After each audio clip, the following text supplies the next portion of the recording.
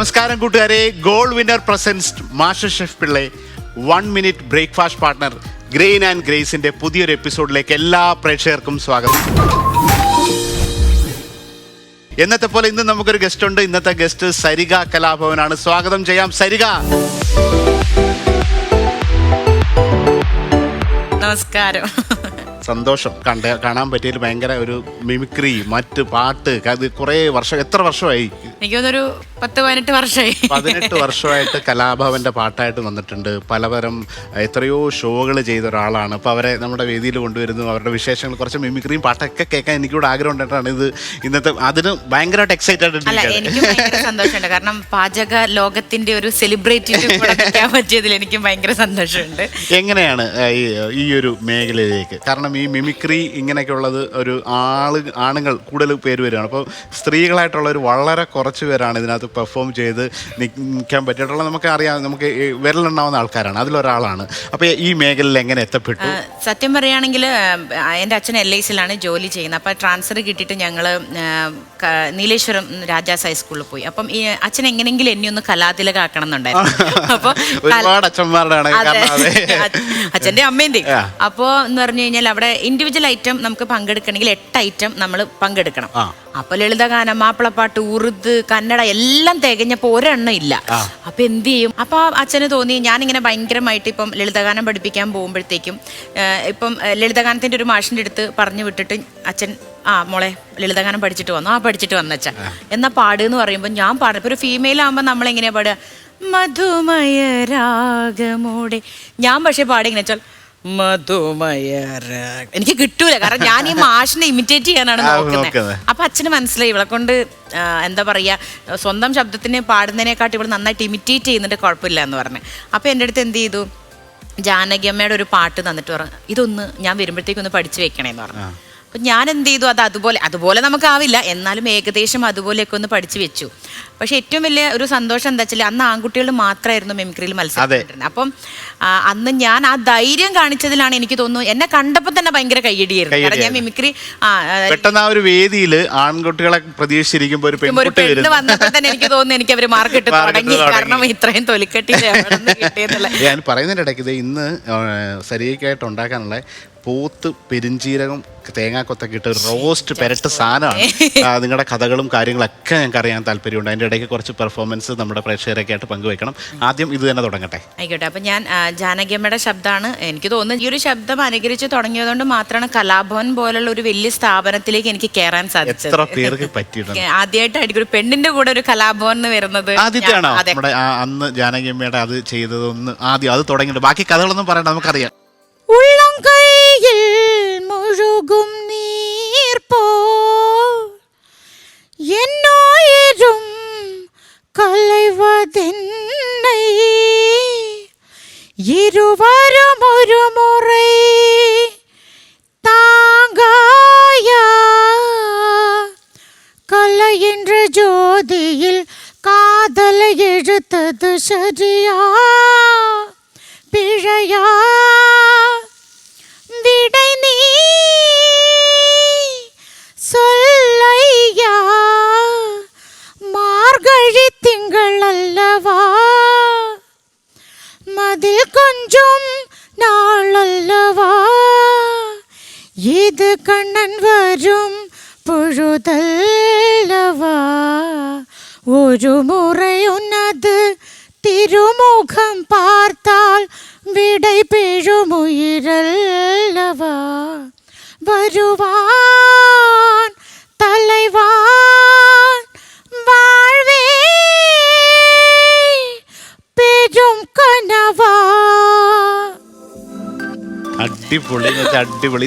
ഇതായിരുന്നു ആദ്യത്തെ. അല്ല, ശരിക്കും പറഞ്ഞാൽ ഞാൻ ആദ്യം നമ്മൾ ആ ഒരു സമയത്ത് ഇറങ്ങിയതായിരുന്നു ചാന്തുപൊട്ട് സിനിമ. അതെ. അപ്പൊ ജാനകിയമ്മ ശരിക്കും ഒരു ഏജ് ആയിട്ടുള്ള ഒരു വോയിസിൽ പാടുന്നുണ്ടായിരുന്നു. മറ്റേ ആഴക്കടലിന്റെ അങ്ങേക്കരയിൽ.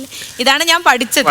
പിന്നെ ഈ പഠിച്ച് എനിക്കൊരു ഭയങ്കര ആഗ്രഹമായിരുന്നു മാർഗഴി തിങ്കളല്ല പാടാൻ. മിമിക്രിയിൽ നമുക്ക് ആദ്യം തന്നെ കൊച്ചിൻ ഹനീഫ അങ്ങനെയൊക്കെയുള്ള വളരെ സീനിയർ ആയിട്ട് അവരാണ് ഇതിന്റെ തുടക്കം. അല്ലെ സിദ്ദീഖ് ലാൽ സാറ് അങ്ങനെയൊക്കെയുള്ള ആൾക്കാരൊക്കെ വന്നു. അതിനുശേഷം കലാവും മണിച്ചേട്ടൻ, ജയറാമേട്ടനൊക്കെ അതിന് മുമ്പ് വന്നു, പിന്നെ ദിലീപ് ഏട്ടൻ, അങ്ങനെ നസീർക്ക, അങ്ങനെ ഒത്തിരി അങ്ങനെ ഒരു ഇൻസ്പയർ ചെയ്തൊരു മിമിക്രി ആർട്ടിസ്റ്റ് ആരാണ് ഏറ്റവും? എനിക്ക് ശരിക്കും പറയുകയാണെങ്കിൽ കലാഭവൻ മണിച്ചേട്ടനായിരുന്നു ഭയങ്കരമായിട്ട്. കാരണം എനിക്ക് നാടൻ പാട്ട് ഭയങ്കര ഇഷ്ടമായിരുന്നു. അപ്പൊ നാടൻ പാട്ട് ഇങ്ങനെ പാടും. അപ്പൊ നാടൻ പാട്ടാണ് ഇപ്പം പലരും ഭയങ്കര സ്റ്റാർസിനെയൊക്കെ പറയുമ്പോഴും ഞങ്ങളുടെ ഫാമിലി മൊത്തം മണിച്ചേട്ടന്റെ ഒരു ഫാൻ ആണ്. മണിച്ചേട്ടന്റെ ഏതെങ്കിലും 2 വരി ഓർമ്മയുള്ളത് പാടാൻ പറ്റുമോ? അപ്പൊ മണിച്ചേട്ടന്റെ ഒരുപാട് പാട്ടുകൾ അറിയാം. എനിക്ക് ഏറ്റവും ഇഷ്ടപ്പെട്ട ദലീമ ചേച്ചിയും മണിച്ചേട്ടൻ. എനിക്ക് തോന്നുന്നു ഇത് അങ്ങനെ ആരും കേട്ടിട്ടുണ്ടോന്ന് എനിക്കറിയില്ല. എനിക്ക് പക്ഷെ ഭയങ്കര ഇഷ്ടപ്പെട്ട ഒരു ഡുവറ്റാണ്. ഓക്കെ, അതിന് മുമ്പ് ഇതൊന്ന് ഞാൻ എന്താ സംഭവം ചെയ്തെന്ന് പ്രേക്ഷകരോട് പറയട്ടെ.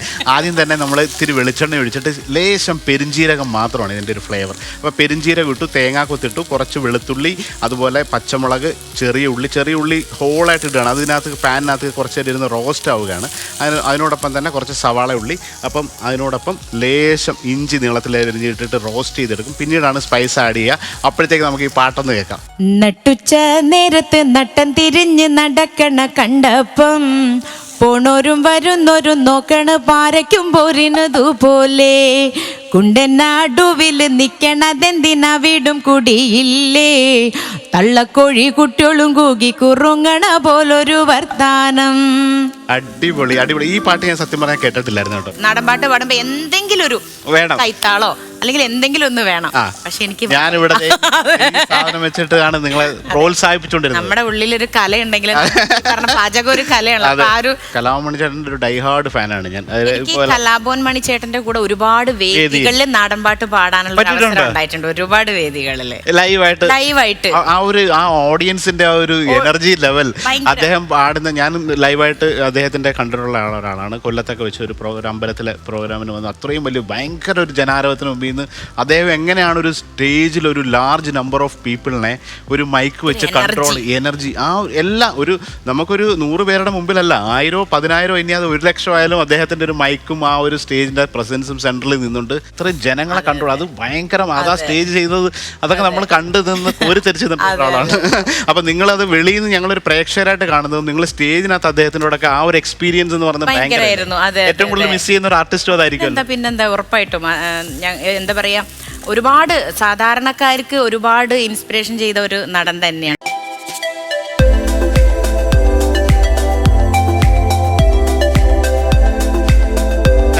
വേദിയിലൊക്കെ നാടൻ പാട്ട് അല്ലെങ്കിൽ പെട്ടെന്നൊരു മിമിക്രി ആളുകൾ പറയുകയാണെങ്കിൽ ഏറ്റവും പെട്ടെന്നൊരു പാട്ട് പാടാൻ പെട്ടെന്ന് ഇതുപോലെ പറയുകയാണ്. അപ്പോൾ ഒരു വലിയൊരു വേദിയിൽ നിന്നാണ് ഏത് നാടൻ പാട്ടായിരിക്കും ചൂസ് ചെയ്യുക? എനിക്ക് തോന്നി ഇപ്പൊ നമ്മള് ഷഫ്ലന്റെ അടുത്ത് നിൽക്കുമ്പോൾ പാടാൻ പറ്റുന്ന ഒരു പാട്ട് എനിക്ക് തോന്നിയ ഒരു പാട്ട് ഞാൻ പാടാം.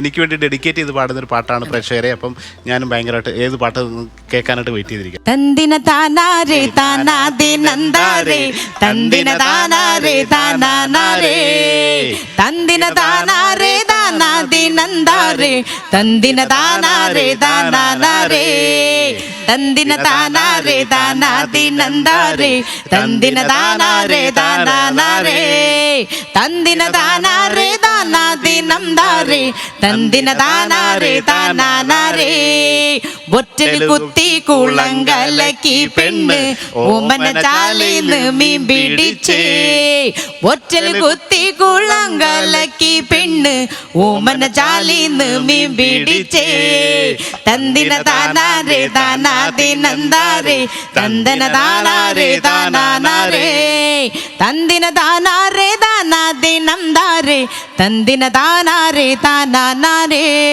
ആടണ്ടട മാങ്ങേ തൂങ്ങണ്ടട മാങ്ങേ ലാടി തൂങ്ങി കളിക്കണ്ടട മാങ്ങേ ആടി തൂങ്ങി കളിച്ചൊരു മാങ്ങേന്ന് അമ്മിടെ മോളിൽ ഒളിച്ചിരുന്നേ തന്ദിന താനാരേ താനാദിനന്ദാരേ തന്ദിന താനാരേ താനാനാരേ തന്ദിന താനാരേ താനാദിനന്ദാരേ തന്ദിന താനാരേ താനാനാരേ ഓടണ്ടട മീനേ ചാടണ്ടട മീനേ ഓടി ചാടി കളിക്കണ്ടട മീനേ ഓടി ചാടി കളിച്ചൊരു മീനിന്ന് ഷഫ്പിളന്റെ ചട്ടിയിൽ ഒളിച്ചിരുന്നേ തന്ദിന താനാരേ താനാദിനന്ദാരേ തന്ദിന താനാരേ താനാനാരേ തന്ദിന താനാരേ താനാദിനന്ദാരേ തന്ദിന താനാരേ താനാനാരേ. സൂപ്പർ, ഒരു രക്ഷയില്ല.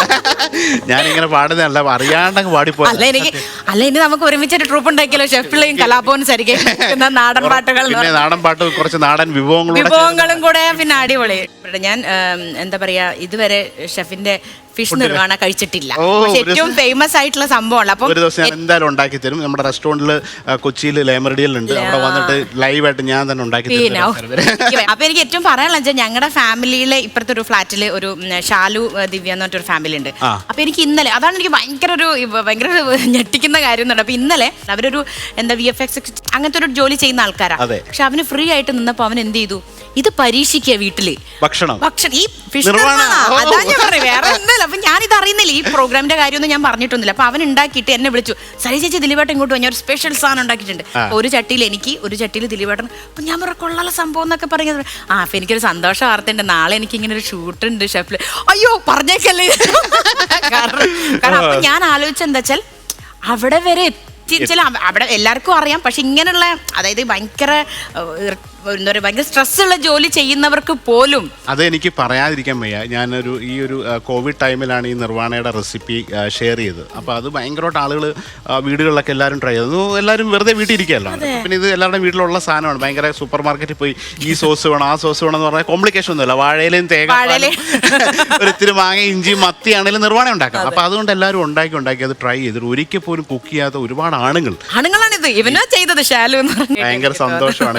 അതിൻ്റെ ഇടയിൽ നമ്മളിതിൻ്റെ ഇടയിൽ ഒരു ചെറിയ സംഭവങ്ങളൊക്കെ നടത്തി. ആ ഉള്ളി ഇട്ട് നിങ്ങൾ കണ്ടിരുന്നു. അതിനുശേഷം കുറച്ച് മല്ലിപ്പൊടി, മുളക് പൊടി, മഞ്ഞൾപ്പൊടി ഇട്ടൊന്ന് സ്ലോ റോസ്റ്റ് ചെയ്തിട്ട് ഈ മസാലേനെ മിക്സ് ചെയ്തു. അത് നന്നായിട്ട് റോസ്റ്റ് ചെയ്തപ്പോൾ ഈ ബീഫ് ആദ്യം തന്നെ ഞങ്ങൾ മഞ്ഞൾപ്പൊടിയും ലേശം ഉപ്പ് ഇട്ടിട്ട് വേവിച്ചായിരുന്നു. അതിൻ്റെ വെള്ളം ഒഴിച്ചിട്ട് ഈ മസാലേനെ റോസ്റ്റ് ചെയ്ത് കുറുക്കിയതിന് ശേഷമാണ് ഈ ഇറച്ചി ഇട്ടിട്ട് നമ്മൾ ഒതുക്കിയെടുക്കാൻ പോകുന്നത്. അപ്പോൾ ആ പരുവം വരെ എത്തിയിട്ടുണ്ട്. ഇനി എനിക്ക് ചോദിക്കാനുള്ളത്, ഇപ്പോൾ സരികയുടെ ഏറ്റവും മെമ്മറബിൾ ആയിട്ടുള്ള ഒരു എക്സ്പീരിയൻസ്, അത് ചിലപ്പോൾ ഒരു സ്റ്റേജ് ഷോ ചെയ്തപ്പോഴാവും, അല്ലെങ്കിൽ എവിടെയെങ്കിലും പോയതായിരിക്കാം, അല്ലെങ്കിൽ എങ്ങനെ ആയിക്കോട്ടെ, ഒരു കലാകാരി എന്ന നിലയിൽ ഇതുവരെ മനസ്സിൽ നിറഞ്ഞു നിന്ന ഒരു അനുഭവം പ്രേക്ഷകരുമായിട്ട് പറയുകയാണെങ്കിൽ? എനിക്ക് ഏറ്റവും സന്തോഷം, ഈ പറഞ്ഞ പോലെ ഭയങ്കരമായിട്ടുള്ള ഒരു സന്തോഷം തോന്നിയൊരു നിമിഷം, ഞങ്ങൾക്ക് ബോംബെയിൽ ഒരു പ്രോഗ്രാം ഉണ്ടായിരുന്നു, കൈരളിൻ്റെ ഒരു പ്രോഗ്രാം ആയിരുന്നു. അപ്പോൾ അവിടെ മമ്മൂക്ക വേദിയിലുണ്ടായിരുന്നു. മമ്മൂക്ക വേദിയിൽ നിന്ന് സാധാരണ ഞാൻ മിമിക്രി ഒരുപാട് ശബ്ദമൊക്കെ അനുകരിച്ചു, മമ്മൂക്ക കണ്ടുകൊണ്ടിരിക്കുന്നുണ്ട്, ബ്രിട്ടാ സാറുണ്ട്, എല്ലാവരും കണ്ടുകൊണ്ടിരുന്നു. കഴിഞ്ഞ് കഴിഞ്ഞു നമ്മൾ സ്റ്റേജ് ഷോ കഴിഞ്ഞ് കഴിഞ്ഞാൽ നമ്മൾ അങ്ങ് പോകുമല്ലോ. കുറച്ച് കഴിഞ്ഞപ്പോൾ സ്റ്റേജിലേക്ക് മമ്മൂക്ക വന്നു. സരിക ഉണ്ടോ ഇവിടെ എന്ന് ചോദിച്ചപ്പോ തന്നെ ഞാൻ മരിച്ചു. കാരണം എന്റെ പിന്നെ അവരൊന്ന് സ്റ്റേജിലേക്ക് വിളിക്കുന്നു. അതെനിക്ക്, കാരണം നമ്മുടെ ഒരു സ്റ്റേജിലൊരു പെർഫോമൻസ് കണ്ടിട്ട് മമ്മൂക്ക സ്റ്റേജിലേക്ക് കയറി വരികയും സരികനെ ഒന്ന് വിളിക്കുന്നു പറഞ്ഞ് എന്നെ വേദിയുടെ അടുത്തേക്ക് വിളിച്ചു വരുത്തിയിട്ട് എൻ്റെ അടുത്ത് പറഞ്ഞു, ഗായികന്മാരെ ഭയങ്കര, അതായത് നമ്മൾ ഇപ്പം ഞാനും ചേട്ടനൊക്കെ ഇപ്പൊ സംസാരിച്ചുകൊണ്ടിരിക്കുന്നല്ല, സരിക കൊള്ളാലോ, ഗായികന്മാരുടെ ശബ്ദമൊക്കെ അനുകരിക്കുന്നുണ്ടല്ലോ. അപ്പൊ നമുക്കൊരു കാര്യം ചെയ്യാം, അടുത്ത സ്റ്റേജില് ഇപ്പോ നമുക്കൊരു 4 ഗായികന്മാരെ വേണമെങ്കിൽ ആ 4 ഗായികന്മാരെ അങ്ങോട്ട് കട്ട് ചെയ്തിട്ട് സരികൻ ഒറ്റയ്ക്ക് കൊണ്ടുപോകാം. ആ ഒരു പറച്ചിലാണ്. കാരണം ഇവരെ കട്ട് ചെയ്യാനോ അല്ലെങ്കിൽ എന്നെ ഒറ്റയ്ക്ക് കൊണ്ടുപോകാനോ ഒന്നുമില്ല. ആ ഒരു ഇത്രയും ഓഡിയൻസിനോടാണ് മമ്മൂക്ക ഇത് പറയുന്നത്. പറയുന്നതിൻ്റെ ഇടയ്ക്ക് നമ്മൾ കുറച്ച് കല്ലുപ്പ് വാരി വിതറുകയാണ് ഇതിൻ്റെ മെയിനായിട്ട്. ഇപ്പം നിങ്ങളൊക്കെ കുക്കിംഗ് ഒക്കെ ചെയ്യുമ്പോൾ ഇങ്ങനെയൊക്കെയുള്ള പെട്ടെന്നുണ്ടാക്കുന്ന കറിയിലൊന്നും പൊടിയുപ്പായിരിക്കും നല്ലത്. പക്ഷേ ഇച്ചിരി ടൈമൊക്കെ എടുക്കുന്ന കുക്കിങ്ങിൽ എപ്പോഴും കല്ലുപ്പ് ഉപയോഗിച്ച് കഴിഞ്ഞാൽ, പണ്ട് നമ്മുടെയൊക്കെ വീടുകളിലൊക്കെ എല്ലാത്തിനകത്ത് ഒരു മൺകലത്തിനകത്ത് ഉപ്പ് ഇങ്ങനെ ഉണ്ടാവും, കൈയിട്ടെടുക്കുക. പക്ഷേ അത് കയ്യിൽ ഉപ്പ് നനയുന്ന കാരണം അതൊക്കെ മാറ്റിയിട്ട് പൊടിയിലേക്ക് എല്ലാവരും പോയി. അപ്പോൾ പരമാവധി ഈ സ്ലോ കുക്ക് ചെയ്തിട്ട് കുറച്ചുകൂടെയൊക്കെ ചെയ്യുന്ന സമയത്ത് മീൻകറി ആയിക്കോട്ടെ അല്ലെങ്കിൽ ഇറച്ചിയൊക്കെ ആണെങ്കിൽ കല്ലുപ്പിട്ട് ശീലിക്കുക. പക്ഷേ ആദ്യമൊക്കെ ഇടുമ്പോൾ ശ്രദ്ധിക്കണം, കാരണം ഇതിൻ്റെ അളവ് കൃത്യമായിട്ട് നിങ്ങൾ ഈ പൊടിയൊക്കെ ഉപ്പിട്ടിട്ട് ശീലിച്ചിട്ട് ഇത് ഉപ്പ് കൂടിപ്പോകാനുള്ള വഴിയുണ്ട്. അതുകൊണ്ട് ആദ്യം ഇത് 1-2 പരിചയമാവുന്നവരെ കുറച്ചിട്ടിട്ട് നമുക്ക് ടേസ്റ്റ് നോക്കിയിട്ട് വീണ്ടും ആഡ് ചെയ്ത് കറക്റ്റാക്കി ഒരു തവണ കല്ലുപ്പിട്ട് ശീലിച്ച് തുടങ്ങിയാൽ നിങ്ങൾ കല്ലുപ്പ് ഇടൂ. പിന്നെ ഞാൻ കല്ലുപ്പാണ്. ആണോ? ഓക്കെ. നമ്മൾ ഉപ്പ് കുറച്ചിട്ടു. അതിനുശേഷം കുറച്ച് കുരുമുളക് പൊടി അതിൻ്റെ മേലെ ഇടുകയാണ്. അപ്പോൾ ആ മസാലയൊക്കെ ആദ്യം ഉണ്ടാക്കിയ മസാല നമ്മുടെ റോസ്റ്റായി. അത് കഴിഞ്ഞിട്ടാണ് മീറ്റ് ഇട്ടേക്കുന്നത്. ഒരു കുറച്ച് കറി ലീവ്സ് കൂടി ഇട്ടു. ഒരല്പം വെളിച്ചെണ്ണയും കൂടെ മേലെ ഇട്ടിട്ട് ഈ ആ ഒരു മസാല ഇനി എന്നെ ഡിസ്റ്റർബ് ചെയ്യുന്നില്ല. കാരണം ആ ഒരു സോസ്, ചെറിയ ഉള്ളിയൊക്കെ റോസ്റ്റായിട്ട് ആ ചാറ് കുറുകി വരുന്നതിൻ്റെ നടുക്കാണ് ഈ ഇറച്ചി ഇട്ടേക്കുന്നത്. ഇനി ആ മീറ്റിനെ ഒരു 2 മിനിറ്റ്സ് ഒന്ന് അടച്ചു വെക്കുകയാണ്. അടച്ചു വെച്ചിട്ട് ഇതിനെ വെച്ചില്ലേ ഞാനിപ്പോൾ ഇവിടെ കാരണം ഞാൻ ഭയങ്കരമായിട്ട് ഫുഡ് കഴിക്കുന്ന ഒരാളാണ്. ഇപ്പൊ ഞങ്ങള് പുതിയൊരു സംരംഭമാണ് വിൽക്കല മേള എന്ന് പറഞ്ഞു. വില്ലടിച്ചാൻ അത് ഒരു ഇപ്പം ഒരു അന്യം നിന്ന് പോകുന്ന ഒരു കലാരൂപം ആയിക്കൊണ്ടിരിക്കുകയായിരുന്നു. കാരണം ഇപ്പൊ എല്ലാവർക്കും ഗാനമേള, DJ ഇങ്ങനെയൊക്കെ മതി.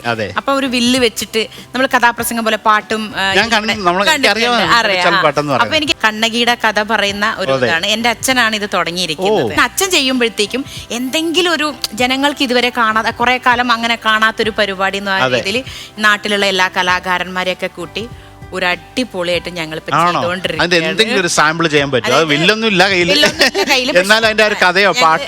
അതിന്റെ 1-2 കാര്യങ്ങൾ കൊണ്ട് കണ്ണകിയായിട്ടാണ് ഞാൻ ചെയ്യുന്നത്. ബാക്കി രാജാവായിട്ട് ശരിക്കും ഒക്കെ ഞങ്ങളുടെ ബന്ധത്തിലുള്ളവരെയാണ് അച്ഛൻ കൂട്ടിച്ചേർത്തെന്ന് പറയാം. നമ്മുടെ സ്വന്തം ട്രസ്റ്റ് ആയിരിക്കും അല്ലേ, ഞാനും അപ്പനും എന്ന് പറഞ്ഞ പോലെ അത് തന്നെയാണ്. ഒക്കെ അച്ഛന്റെ സെലക്ഷനാണ്. രാജാവ് ഇരിക്കും, കണ്ണകി ഇരിക്കും. രാജാവ് എന്ന് പറഞ്ഞാൽ എന്റെ മാമൻ തന്നെയാണ്. പിന്നെ ഒരു ആശാനുണ്ട്, ശ്രീനി. അല്ല, അപ്പുറത്തെ സ്റ്റോപ്പിലുള്ള. കാരണം ഇവരൊക്കെ നല്ല ടാലന്റ് ഉള്ളവരാണ്. പക്ഷെ ഈ പറഞ്ഞ പോലെ വേദികൾ കിട്ടാത്തൊരു ഇതുണ്ടായിരുന്നു. അപ്പൊ അതുകൊണ്ട് അച്ഛൻ അങ്ങനെയുള്ള ആൾക്കാരെ തന്നെ നോക്കി. പിന്നെ ഒരു സുമേഷ് എന്ന് പറഞ്ഞു. അപ്പൊ ഇവരെല്ലാരും കൂടി ഇരുന്നിട്ട് ഈ കണ്ണകിയുടെ കഥയാണെങ്കിൽ ഇതിൽ ഞങ്ങൾ ആനുകാലിക പ്രസക്തിയുള്ള ഒരുപാട് കാര്യങ്ങൾ ചേർന്നു. ഇപ്പോഴത്തെ ഒരു ഓഡിയൻസ് എന്ന് പറഞ്ഞ റീൽസും ഷോർട്സും ഒക്കെ കണ്ടിരിക്കുന്നവരുടെ മുമ്പിലേക്ക് നമ്മളൊരു പുതിയൊരു സംഭവം കൊണ്ടുവരുമ്പോൾ അവർക്കത് മനസ്സിലാവണമെങ്കിൽ ഈ പറഞ്ഞ ആനുകാലികമായി അതാണ് അതിന്റെ ഇത് തന്നെയാണ് ഇന്നോവേറ്റീവ് എന്ന് പറയാം. അതെ, ഇപ്പം കള്ള് കുടിക്കരുത്, അങ്ങനെ ഒരു കള്ളിനെ പറ്റി പറയുമ്പോഴത്തേക്കിന് അപ്പൊ തന്നെ പാടും. കള്ളടിച്ചാൽ ഉള്ളു തുടിച്ചാൽ ജീവിതം സങ്കടക്കടലായി, നാവ് തഴഞ്ഞാൽ നാവ് കുഴഞ്ഞാൽ ജീവിതം സങ്കടക്കടലായി, വീട്ടിലെ പെണ്ണിൻ കണ്ണീർ കടലിൽ ജീവിതം സങ്കടക്കടലായി, അതിൽ മുങ്ങി താവാൻ വഴിയായി. ഇത് കേൾക്കുമ്പം ഒരു ഫീലാണ് നമുക്ക്. കാരണം കള്ളു കുടിച്ച ഇന്ന പ്രശ്നങ്ങളുടെ അതൊക്കെ പാട്ടിലൂടെ പറയുന്ന ഇപ്പൊ പിന്നെ സ്റ്റേജ് പെർഫോമൻസ് ചെയ്യുന്നതിന്റെ ഒരു ഗുണം ഞാൻ ഈ അടുത്ത് ഞാൻ കഴിഞ്ഞൊരു സ്റ്റേജിൽ ഞങ്ങൾക്ക് വിയ്യൂർ വിഷ്ണുക്ഷേത്രത്തിലുണ്ടായിരുന്നു. അപ്പൊ ശരിക്കും പറഞ്ഞാൽ ഞാൻ ലാസ്റ്റ് ഒരു ക്ലൈമാക്സിൽ കണ്ണകി ഇങ്ങനെ ഉറഞ്ഞു തുള്ളി റെഡ് സാരി കൊടുത്തിട്ടാണ് ഞാൻ. അപ്പൊ ഞാനിങ്ങനെ പറയണം, അതായത് കോവലൻ മരിച്ചു വീഴും. അപ്പൊ ഞാൻ ഓടി വന്നിട്ട് പറയണം, എന്ത് കോവലൻ ഇല്ലെങ്കിൽ കണ്ണകിയില്ല. ഇതിങ്ങനെ ഭയങ്കര കത്തി ജ്വലിച്ച് പറയണം. സ്റ്റേജിൽ ഞാൻ ഉറക്കെ കണ്ണകിയില്ലെങ്കിൽ കൊളായില്ലേ. കാരണം എന്താ വെച്ചാൽ കോവലിനില്ലെങ്കിൽ നല്ലേ പറയണ്ടേ. അപ്പൊ ഞാൻ പെട്ട് ഞാൻ എന്ത് പറയും, കാരണം ഇത്രയും ഓഡിയൻസ് എത്ര ഉത്സവമാണ്. പക്ഷെ എനിക്ക് അപ്പൊ 1 മിനിറ്റ് ഞാൻ സ്റ്റക്കായിട്ടു. എന്നിട്ട് ഞാൻ കണ്ണകിയില്ലെങ്കിൽ കോവലനില്ല, കോവലനില്ലെങ്കിൽ അതെനിക്ക് കിട്ടാൻ കാരണം ഞാൻ ഇത്രയും വർഷം എന്റെ മിമിക്രി ട്രൂപ്പുകാർ, അതായത് പ്രശാന്ത് കാഞ്ഞിരമറ്റം, അല്ലെ മനോജ് ഏട്ടൻ, മനോജ് ഗിന്നസ്, ഇവരൊക്കെ കൂടെ ഇവരൊക്കെ ഇങ്ങനെ വീണിടുന്ന് കിടന്ന് വീഴുന്നത് കണ്ടിട്ട് ആ ഒരു എക്സ്പീരിയൻസ് ഞാൻ ഇപ്പൊ കഴിഞ്ഞ സ്റ്റേജ് ആയതുകൊണ്ടാണ് അതിപ്പോ ഓർത്ത് തന്നെ ഞാൻ പറഞ്ഞത്. നമ്മുടെ പോത്ത് റോസ്റ്റ് റെഡിയായി, പീസ് ഇങ്ങനെ സെപ്പറേറ്റ് ആയിട്ട് മസാലയൊക്കെ തീർന്നു. ഇത് ഷോ ഉണ്ടായിട്ടാണ്. അല്ലെങ്കിൽ ഇത് കുറച്ച് നേരം കൂടെ ചെറിയ ചൂടാക്കിയിട്ട് ഇച്ചിരി വെളിച്ചെണ്ണ ഒഴിച്ചിട്ട് കഴിഞ്ഞാൽ ഇതിനകത്തിരിക്കുന്ന ഉള്ളി എല്ലാം അപ്രത്യക്ഷമാവും. ഇതെല്ലാം മസാലയായിട്ട് ഇറച്ചിക്കകത്ത് പിടിച്ചിട്ട് ഒരു ബ്രൗണിഷ് ബ്ലാക്ക് കളർ ആവുന്ന ഒരു ഡ്രൈ ബീഫ് ഉണ്ട്. അതും ഇതിനൊക്കെ ആക്കാം. അത് ഇനി ഒരു അരമണിക്കൂറൂടെ ഇതിനെ ട്രീറ്റ് ചെയ്ത് ഇങ്ങനെ ഇട്ട് കൊടുത്തിട്ട് ഇടയ്ക്കൊന്ന് ഇളക്കി കൊടുത്തു കഴിഞ്ഞാൽ ബാക്കിയുള്ള ഒന്നും കാണാണ്ട് തേങ്ങാ കൊത്തും ഈ ഇറച്ചിയും ബാക്കിയുള്ള മസാലകൾ പൊടിപൊടിയായിട്ട് കിട്ടും. ഇനി ഇതിനെ വീണ്ടും ഒന്നുകൂടെ ഡ്രൈ ആക്കുമ്പോഴാണ് നമ്മുടെ ശരിക്കും മുരിഞ്ഞ് ഉണങ്ങിയിരിക്കുന്ന ടച്ചിങ്സ് ബീഫ് എന്ന് പറയും.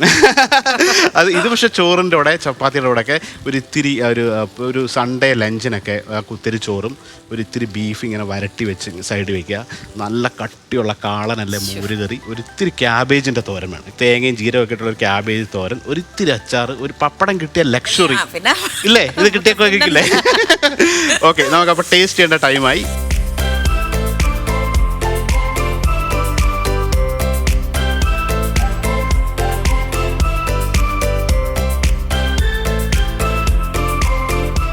സരികാതെ നമ്മുടെ പോത്ത് റോസ്റ്റ് റെഡി ആയിട്ടുണ്ട്. സ്ലോ കുക്ക് ചെയ്തെടുത്തതാണ്, അതുകൊണ്ട് ടേസ്റ്റ് ചെയ്യൂ. എനിക്ക് വയ്യ.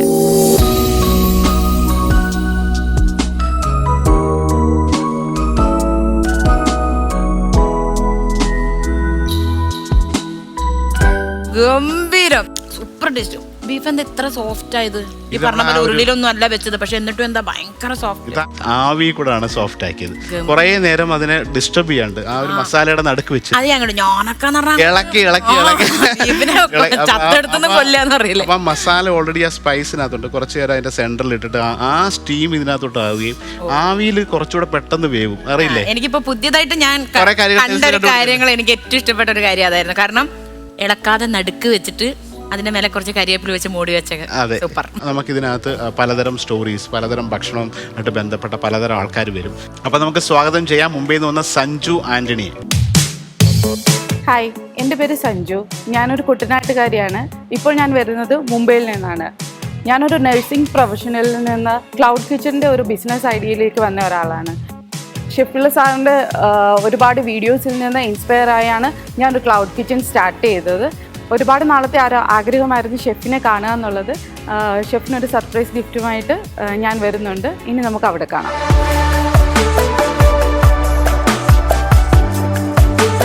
എവിടെയാണ് സഞ്ജുവിന്റെ സ്ഥലം? നാട്ടില്? ഞാൻ നാട്ടില് കുട്ടനാട്ടുകാരിയാണ്. ഓയ്യോ, കുട്ടനാടെന്ന് പറയുമ്പം ഒരു മലയാളി എന്ന ഒരു ഷെഫ് എന്ന നിലയിൽ നമുക്ക് ഒരുപാട് പ്ലേസ് ഉണ്ട് കേരളത്തിൽ, നല്ല സ്ഥലം, ഭക്ഷണമുണ്ട്. പക്ഷേ കുട്ടനാട് ഒരു നമ്മൾ ആദ്യം പോലെ നെല്ലിന്റെ കഥകൾ കേട്ടാണ്. അതിനേക്കാൾ ഉപരി ഏറ്റവും ബെസ്റ്റ് താറാവ് ലോകത്തെ ഒരു സംഭവം. ഫുഡിന്റെ ഒരു വലിയൊരു സ്ഥലമാണ് കുട്ടനാട് എന്ന് പറയുന്നത്. അപ്പൊ കുക്കിംഗ് ഒരു ഭയങ്കര ഒരു ഇഷ്ടമുള്ള ഒരു കാര്യമാണ്. നമ്മുടെ കേരളത്തിലുള്ള ആൾക്കാർ പ്രൊഫഷൻ തേടി പോകുമ്പോൾ കൂടുതലും നമ്മൾ എൻ്റെ ഒരു ടൈമിൽ നഴ്സിംഗിലാണ് കൂടുതലും പോയത്. അപ്പം ഞാനും ആ ഒരു വഴിയിലോട്ട് പോയി. പക്ഷേ ഒരു കല്യാണത്തിന് ശേഷം എനിക്ക് കുട്ടിയായി കഴിഞ്ഞ ഒരു ബ്രേക്ക് എടുക്കേണ്ടി വന്നു. ഗ്യാപ്പ് വീണപ്പം വീട്ടിൽ നിന്നുകൊണ്ട് നമുക്ക് എന്ത് ചെയ്യാൻ പറ്റും? കുഞ്ഞിൻ്റെ കാര്യങ്ങൾ നോക്കണം, അതോടൊപ്പം തന്നെ നമുക്ക് എന്തെങ്കിലുമൊക്കെ ചെയ്യണം എന്നുള്ളൊരു ആഗ്രഹം. അപ്പം ഹസ്ബൻഡുമായിട്ട് ഡിസ്കസ് ചെയ്തപ്പോൾ ഹസ്ബൻഡ് പറഞ്ഞു, നിനക്ക് ഇഷ്ടമുള്ള എന്താണോ അത് നീ ചെയ്യുക എന്ന് പറഞ്ഞു. അപ്പം ഞാൻ പറഞ്ഞു കുക്കിംഗ്. അപ്പം നമ്മളിങ്ങനെ വീട്ടിൽ വെറുതെ ഇങ്ങനെ ഇരിക്കുമ്പോഴത്തേക്കും നമ്മൾ ഫേസ്ബുക്കോ അല്ലെങ്കിൽ ഇൻസ്റ്റാഗ്രാമോ ഒക്കെ തുറക്കുമ്പോൾ ആദ്യം കാണുന്നത് ഷെഫിൻ്റെ വീഡിയോസാണ്. നമ്മൾ നാട് വിട്ടു പോകുമ്പോഴത്തേക്കും ഷെഫിൻ്റെ വീഡിയോസ് കാണുന്നത് നല്ലൊരു ഷെഫിൻ്റെ വീട്ടിലത്തെ പ്രോൺസ്, മാങ്ങാക്കറി, കുടംപുളിയിട്ട മീൻകറിയൊക്കെ നമ്മൾ ഭയങ്കര ഒരു എക്സൈറ്റഡ് ആണ് പുറത്തൊരു സ്ഥലത്ത് നിൽക്കുമ്പോൾ. അങ്ങനെ ഒരു ഫുഡ് കഴിക്കാനുള്ള ആഗ്രഹത്തിൽ നമ്മൾ സ്വിഗ്ഗി സൊമാറ്റോയിൽ നിന്നൊക്കെ ഓർഡർ ചെയ്യും. പക്ഷെ നമ്മൾ ആ ഒരു എക്സ്പെക്ടേഷനിൽ മനസ്സിൽ വിചാരിക്കുന്ന ഒരു കാര്യം നമുക്ക് കിട്ടത്തില്ല. അപ്പം ഞാൻ ഹസ്ബൻഡിനോട് പറഞ്ഞു, ഇതിൽ നന്നായിട്ട് എനിക്ക് കുക്ക് ചെയ്യാൻ പറ്റും. അപ്പം ആ ഒരു രീതിയിൽ ഹസ്ബൻഡ് ഒരു പ്ലാൻ ചെയ്ത് പറഞ്ഞു, നീ ഒരു കാര്യം ചെയ്ത് നീ വീട്ടിൽ നിന്ന് തന്നെ കുക്ക് ചെയ്യുക. അപ്പം നമ്മളൊരു ഹെൽപ്പിങ്ങിന് ആളെ വെച്ചുകൊണ്ട് വീട്ടിൽ നിന്ന് കുക്ക് ചെയ്ത് നമ്മുടെ ഒരു ഫ്രണ്ട് സർക്കിളിൽ വാട്സപ്പ് ഒരു ഗ്രൂപ്പ് നമ്മൾ ക്രിയേറ്റ് ചെയ്ത് അതിന് നമ്മൾ ഫ്രണ്ട് സർക്കിളിൽ എല്ലാവർക്കും നമ്മൾ, കാരണം എൻ്റെ ഹസ്ബൻഡ് BRC ബാബ ആറ്റോമിക് റിസർച്ച് സെൻ്ററിലെ സയൻറ്റിഫിക് ഓഫീസർ. അപ്പം നമ്മൾ ആ ഒരു ഏരിയയിൽ താമസിക്കുന്ന ഒരു കമ്മ്യൂണിറ്റി ഉണ്ട്. അപ്പം നമ്മളൊരു വാട്സപ്പ് ഗ്രൂപ്പ് ക്രിയേറ്റ് ചെയ്ത് അതിൽ നിന്ന് നമ്മൾ ഓരോ ദിവസവും ഡെയിലി ഓരോ ഡിഷ് ഞാൻ ഉണ്ടാക്കി. ഈവനിങ്ങിൽ 7 o'clock ശേഷം നമ്മൾ ഡെലിവറി സ്റ്റാർട്ട് ചെയ്തു. അപ്പം നമുക്ക് ഓരോ ദിവസം കൂടുന്നതാണ് നമ്മുടെ വാട്സപ്പിന്റെ ഒരു നമ്പേഴ്സ് കൂടി വന്നു. അപ്പം ഹസ്ബൻഡിന് എന്നിലൊരു വിശ്വാസം, കോൺഫിഡൻസ് ആയി.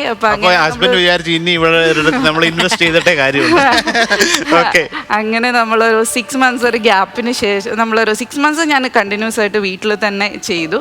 അതിന് നമ്മളൊരു റെന്റഡ് സ്പേസ് എടുത്ത് ക്ലൗഡ് കിച്ചൺ ഒരു ബിസിനസ്, ദ കോക്കനട്ട് കിച്ചൺ എന്നുള്ളൊരു പേരിൽ നമ്മളൊരു ബിസിനസ് ഇപ്പം റൺ ചെയ്യുവാണ്. അപ്പം ഞാനിപ്പോൾ ഷെഫിനെ കൊണ്ടുവന്നതിന് പ്രോൺസ് മാംഗോ കാന്താരി. ഭയങ്കര സന്തോഷം കേട്ടപ്പോൾ ഇതൊരു വലിയൊരു രീതിയിലേക്ക് മാറട്ടെ. നമുക്ക് ഇനി ടേസ്റ്റ് ചെയ്യേണ്ട സമയമായി.